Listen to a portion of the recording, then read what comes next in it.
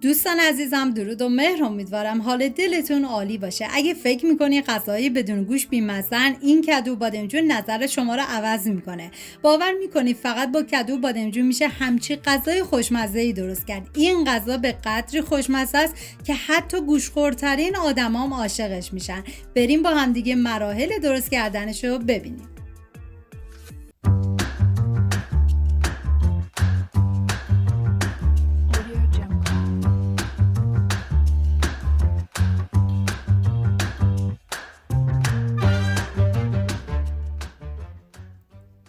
ما نیاز به بادمجون داریم که من چون بادمجونا کوچیک بود از 6 عدد استفاده کردم، ولی شما میتونید از 3 عدد بادمجون بزرگم استفاده کنید. پوست بادمجون رو بگیرید و بعد به صورت مکعبی کاملا خردش کنید. و اینکه این غذا برای 6 نفر در نظر گرفته شده، شما به اساس تعداد نفرات باید مواد کم یا زیاد کنید. حالا باید تلخی بادمجون رو بگیرید که به هر روشی که راحت هستید این کار رو انجام بدید. من ریختم داخل یه ظرف و مقداری آب و نمک بهش اضافه کردم و میذارم به مدت نیم ساعت کنار و بعد از اون از آب خارج میکنم و میذارم تا بادمجون کاملا خشک بشه. 3 عدد سیب زمینی رو پوستش رو بگیرید و به صورت مکعبی خردش کنید و اینکه بهتون پیشنهاد میکنم دست به کار بشین و این غذای فوق العاده خوشمزه و خوش عطر و طعم رو درست کنین که مطمئنم کوچیک و بزرگ عاشقش میشن.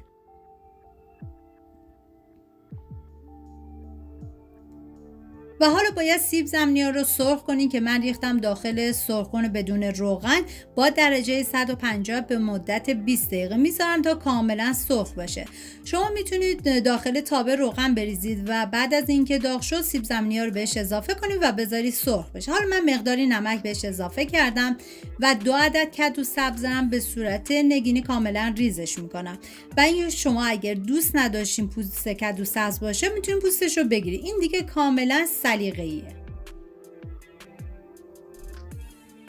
داخل تابه مقداری روغن کنجد ریختم که شما از هر نوع روغن سرخ کردنی که دوست داشتین میتونین استفاده کنید و بعد کدوها رو بهش اضافه کنید و بذارید تا کدو کاملا سرخ بشه. حالا توی این فاصله میریم سراغ پیاز که من از 4 عدد پیاز استفاده کردم و به صورت استراسی کاملا ریزش میکنم و سعی کنید که از پیاز فراوان استفاده کنید چون طعم این غذا رو فوق العاده خوشمزه تر میکنه. و حالا میریم سراغ کدوها که سرخ شدن، من از روغن جدا میکنم و بادمجونا رو بهش اضافه میکنم و میذارم تا کاملا سرخ بشه و بعد از اون از روغن جدا میکنم. و حالا میریم برای درست کردن سس خوشمزه این غذا. من مقداری روغن کنجد ریختم و بعد از اینکه داغ شد پیازایی که ریز کرده بودم و بهش اضافه میکنم.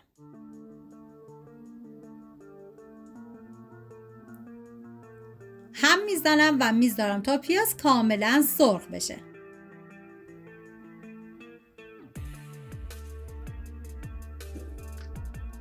حالا توی این فاصله ما نیاز به فلفل دلمه‌ای داریم که شما از هر نوع فلفل دلمه‌ای دیگه دوست داشتین میتونید استفاده کنید که من از فلفل دلمه‌ای سبز استفاده کردم.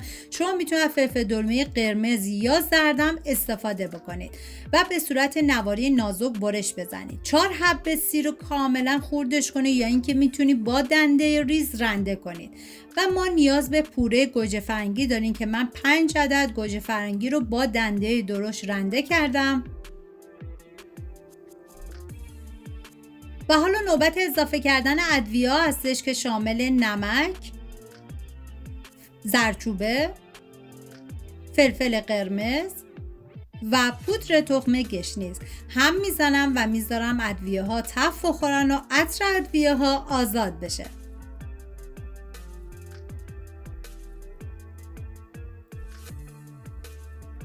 و حالا سیرم بهش اضافه میکنم و هم میزنم و میذارم تا سیرم یه تفت مختصری بخوره. نکته مهم این که در طی تمام مراحل باید زیر حرارت همچنان کم باشه. و حالا یک قاشق سرپر غذاخوری رب گوجه فرنگی و نصف قاشق غذاخوری رب انار ملس بهش اضافه میکنم و اینکه چاشنی این غذا با همین رب انار ملس هستش که فوق العاده خوشمزه‌اش میکنه. هم میزنم و میذارم یه تفت مختصری بخوره و فلفل دلمه‌ای رو بهش اضافه میکنم. هم میزنم و میذارم تا فلفل دلمه‌ای با بقیه مواد مخلوط بشه و یه تفت مختصری هم بخوره. و ما نیاز به پونه خوش و نعنای خوش داریم که از هر کدوم یک قاشق غذاخوری من استفاده کردم و میریزم داخل تابه و هم میزنم و میذارم یه تفت بخوره.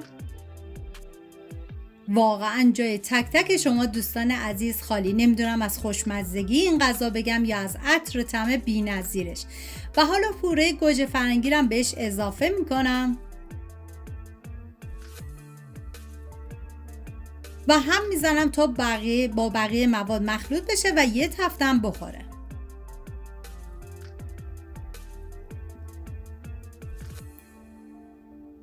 و 2 لیوان آب بهش اضافه میکنم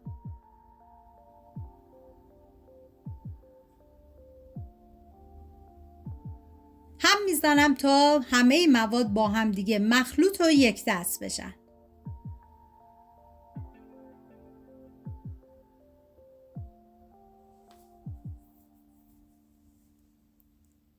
و حالا نوبت اضافه کردن بادمجون، کدو و سیب زمینی سرخ شده هستش که به این سس اضافه میکنم.